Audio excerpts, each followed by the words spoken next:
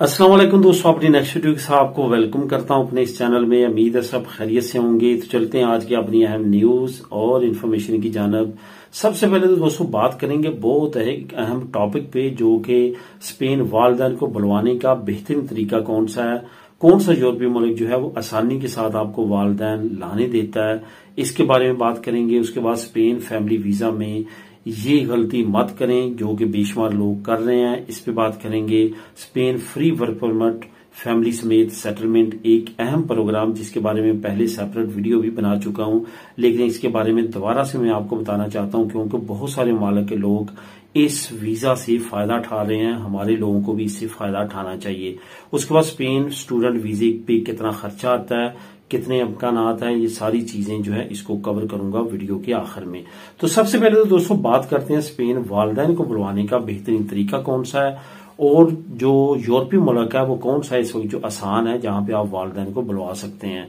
तो यहाँ पे अगर स्पेन की बात करें तो यहाँ पे तो सिचुएशन ये है, आपके पास नेशनैलिटी है, आपके पास अपना घर है, आपकी फैमिली इधर रह रही है, आपके पास वसाइल है, अपना कारोबार है, फाइनेंशियली स्ट्रांग है, आप अप्लाई करते हैं अपने वालिदैन को, रिजेक्ट, दूसरी मरतबा रिजेक्ट, तीसरी मरतबा रिजेक्ट। आप में से एक भाई प्री सेटलमेंट स्टेटस लेके यूके चला जाता है, हालांकि उसके पास प्री सेटलमेंट स्टेटस होती है, यूके की नेशनलिटी भी नहीं होती, और वहां पे वो अपनी वालदा को अप्लाई करता है विजिट वीजे के लिए, तो फर्स्ट टाइम उसका विजिट वीजा लग जाता है। फिर वालदा वहां पे आती है और वहां से फिर आगे स्पेन में अपने दूसरे जो उसके बेटे होते हैं उनको मिलने आती है। ये खुद एक्सपीरियंस है मेरे एक बहुत क्लोज दोस्त का जिसके साथ ये वाकया पेश आया। इट्स मीन कि Spain not easy for parents visa, चाहे वो सेटलमेंट वीजा हो यहाँ पे परमानेंटली तौर पे या के विजिट वीजा। तो इस वजह से स्पेन में तो काफी ज्यादा मुश्किलात है, लेकिन एक वे ऐसा है जो चंद एक लोगों ने इस्तेमाल किया है जिनको मैं जाती तौर पे जानता हूं और उन्होंने अपने वालिदैन को अपने साथ सेटल किया है। वो तरीका क्या है उसके बारे में थोड़ा सा मैं आपको ओवरव्यू दे देता हूं, आप खुद उसके बारे में समझ जाएंगे। आपने सबसे पहली एक गलती ये नहीं करनी कि अपने वालिदैन को ये शो नहीं करना कि वो आप पे डिपेंड करते हैं। जो भी तरीका लगाएं उनको फाइनेंशियली तौर पे स्ट्रांग शो करवाएं कि वो फाइनेंशियली तौर पे बहुत स्ट्रांग हैं, चाहे उनकी पेंशन आ रही है या उनकी जरी जमीन उनके नाम है, उनके नाम प्रॉपर्टी है, उनके किराए आ रहे हैं, उनको सैलरी आ रही है, उनको जो भी आ रहा है आप उनको इकोनॉमिकली काफी स्ट्रांग शो करवाएं, उनके बैंक में पैसे रखवाएं, उनको मंथली की अर्निंग का उनका सोर्स करें ताकि वो शो हो कि वो आप पे डिपेंड नहीं कर रहे, फाइनेंशियली तौर पे स्ट्रांग है। उसके बाद कभी भी ये गलती ना करें कि जब उनका विजिट वीजा अप्लाई करें या उनका सेटलमेंट वीजा अप्लाई करें तो उनकी मेडिकल ट्रेवल इंश्योरेंस ना करवाएं, ये लाजमी तौर पे करवाएं। वो प्रूफ होता है कि वो आपकी जो वालिदैन है जाके स्पेन में मेडिकल तौर पे पब्लिक फंड पे बोझ नहीं बनेंगे, यानी कि फ्री मेडिकल की सहूलत नहीं लेंगे। तो इस चीज का भी खास ख्याल रखें। ये चीजें मैं वो बता रहा हूं जिन लोगों ने की हैं उनको कोई भी मसला नहीं बना, उनके वीजे लगे हैं और उनके वालिदैन अब उनके साथ हैं। अब नेक्स्ट स्टेप क्या करना है, ये शुरू में कभी भी गलती ना करें कि आप डायरेक्ट उनका वीजा अप्लाई कर दें कि वो आपके साथ सेटलमेंट यानी कि परमानेंट तौर पे आके रहेंगे। उसका तरीका कार है थ्रू प्रॉपर चैनल, थोड़ा सा टाइम कंज्यूमिंग है, लेकिन आपको उसके बारे में जब पता चलेगा एक तरीका कार का तो आप समझ जाएंगे कि वो तरीका जो है वो ऐसा है कि आप उनको अपने साथ परमानेंटली तौर पे सेटल कर सकते हैं। तरीका कार यह है कि सबसे पहले आपने उनको विजिट वीजे पे अप्लाई करना है। विजिट वीजे पे जो चीजें मैंने पहले बता दी हैं उसका खास ख्याल रखना है, और जब आपने विजिट वीजे पे उनको बुला लिया अपने पास तो आपने उनकी फौरन आते पदरोना में तो अपने साथ करवा लेनी है। फिर जितना विजिट वीजा है अगर एक्सटेंड होता है तो करवाएं, नहीं होता तो उनको उसी विजिट वीजे के अंदर अंदर वापस भेज दें।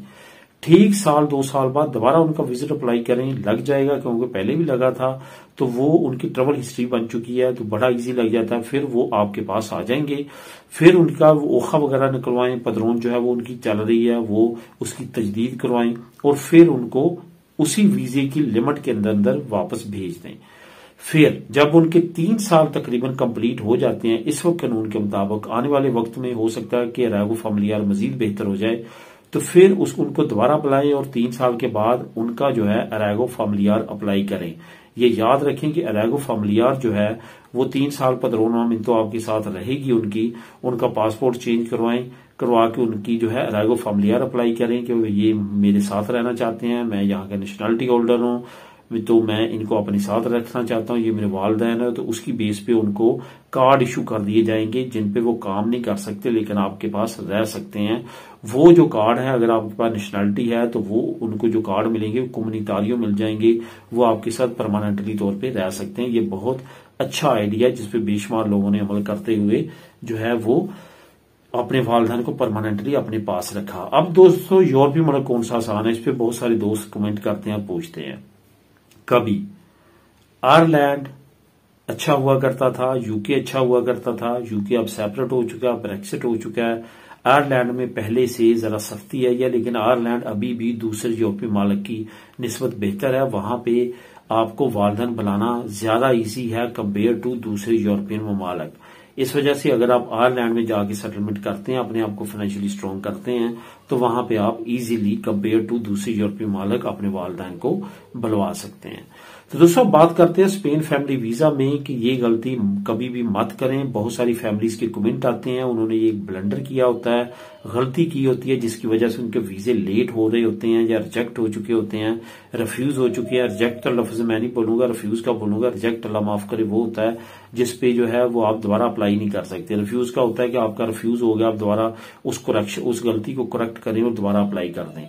गलती क्या करते हैं, पासपोर्ट पे आपके नाम की स्पेलिंग कुछ और है, आपके बर्थ सर्टिफिकेट पे स्पेलिंग कुछ और है, आपका जो मैरिज सर्टिफिकेट है उस पे कुछ और है, आपके असनाद पे आपकी कुछ किसी डॉक्यूमेंट में डेट ऑफ बर्थ कुछ और है, किसी पे कुछ और है, किसी पे एक हिंसे का भी वालिदैन के नामों का फर्क है। इस तरह के जो मामलात हैं आप समझते हैं कि ये एक ABC में से है या इधर से उधर हुआ है तो कोई मसला नहीं, एक लफ्ज ही है, मैं ऐसी टाइम वेस्ट करूं, फौरन अप्लाई करता हूं और मेरा वीजा लग जाएगा, ऐसा कुछ नहीं होगा। आप कई साल लेट हो जाते हैं, सिर्फ चंद महीनों से आप उसको करेक्ट करवा लें।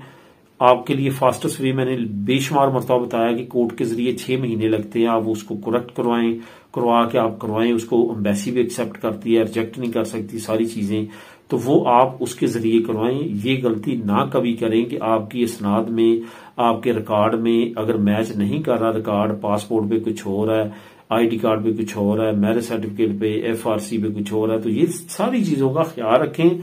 इसकी करेक्शन के बगैर कभी भी फाइल सबमिट ना करवाएं। बहुत सारी फैमिलीज परेशान है, पछता रही हैं, वो कई साल फिर लेट हो जाते हैं, आप आकर के रिफ्यूज हो जाता है, तो नेक्स्ट टाइम भी बहुत ज्यादा टाइम लगता है। तो इन चीजों का लाजमी तौर पर ख्याल रखें।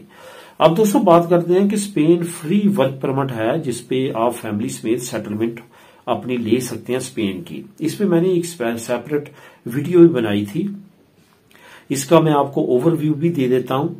तो नीचे जो वीडियोस के लिंक है वहां पे अगर लिंक ना हुआ तो मुझे कमेंट कीजिएगा, वहां पे लिंक भी ऐड कर दूंगा या मैं चेक करके वहां पे ऐड कर देता हूं।